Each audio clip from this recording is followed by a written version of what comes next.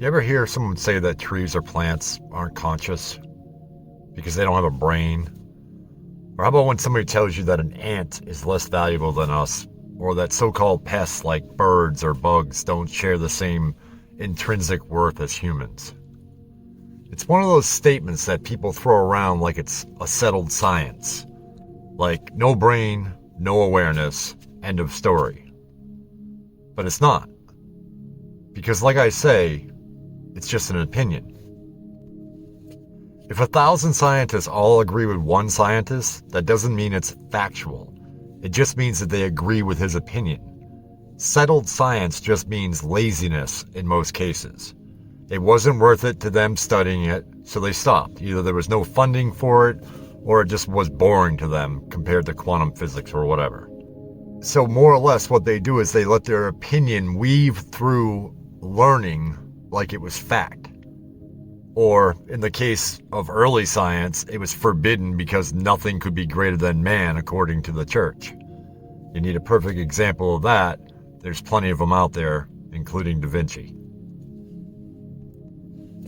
I mean, have you ever really watched a tree?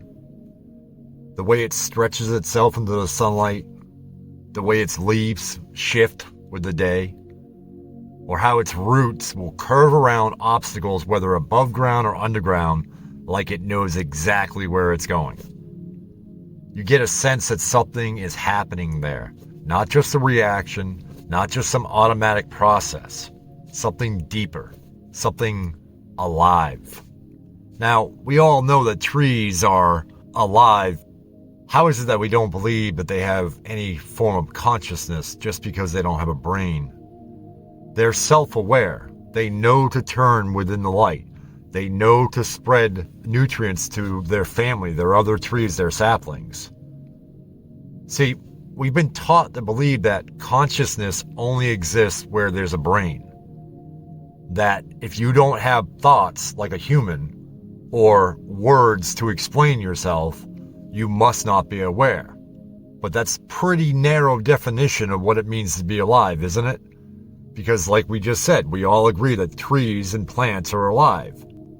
So if you're going to say that because a tree has no brain, or it can't be conscious, and therefore it's not alive, again, that's pretty damn narrow. I mean, plants, like I said, they turn towards light. And sunflowers, I love to grow sunflowers. I should say I love to try to grow sunflowers, because it doesn't always work out as planned.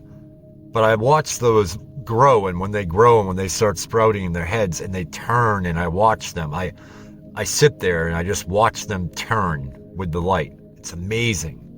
They respond to sound. They signal each other when danger comes. When there's like too many birds, they'll actually tell each other that the bird is around. And you'll see them close up. It's nuts. I mean, they even remember in their own way. But they actually remember how to prop themselves up during a day or when it rains, or it's just amazing. Now, some scientists will tell you, well, hey, that's just chemical signaling, electrical impulses or hormones. But wait a minute. What do you think my brain runs on? We're all made of the same stuff. Chemical signaling, electrical impulses, and far too many of us have hormones. I'm just as guilty as the rest of you. The more we look at the natural world, the more it gets clear. The more you sit and just be a part of it. Now, I'm not saying you got to go out and live in the woods. I'm not saying you got to go out and meditate in the woods. I'm just saying, just go sit on a park bench one day. Don't, ask the universe to show you anything or anything like that. Just sit there. Just sit there, because the more we look at the natural world, the more it's clear there's intelligence everywhere. And there's also awareness everywhere. You see, consciousness isn't just confined to skulls and spines. It's on the ground we're all standing on. It's in everything that we're around, surrounded by. And it's not just the trees. Take honeybees. Most people see them as pests, or at best, little pollinators buzzing around. But their whole colony functions like a living brain. They make democratic decisions about where to build hives, They communicate directions using dances. They care for their young, and when one dies, the others mourn in silence. You know, that's not random behavior. That's presence. That's awareness. They know. Scientists, they know their opinions. My other favorite one is ants. They build cities underground, complete with ventilation, farming, graveyards, sewer systems. They coordinate without leaders. There's no hierarchy. They sacrifice themselves for the colony, and they'd been doing it long before we showed up with our concrete and our credit cards. Even the birds. I love birds. The birds that flutter past your window every morning, the sparrows, the starlings, the chickadees, they're not as cool as all the other birds people think. They say, oh, that's just a chickadee. That's not colorful or anything like that. They're beautiful.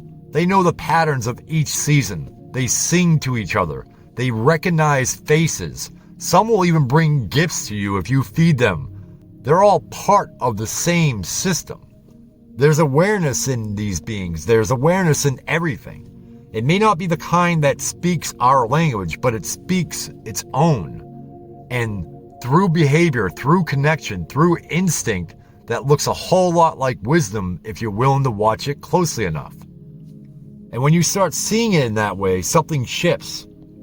You start seeing yourself as separate, as above it all.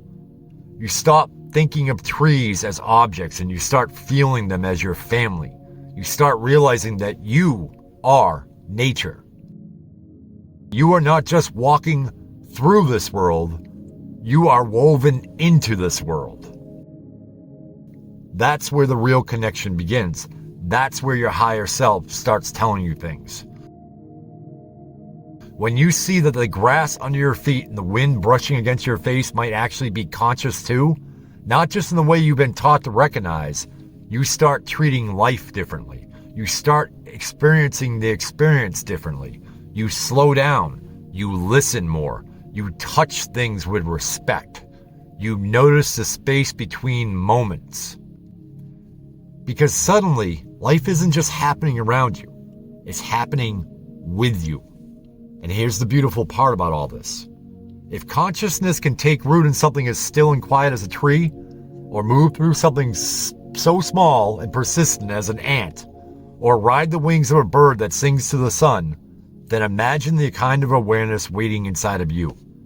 Not the thoughts in your head, but the awareness behind those thoughts.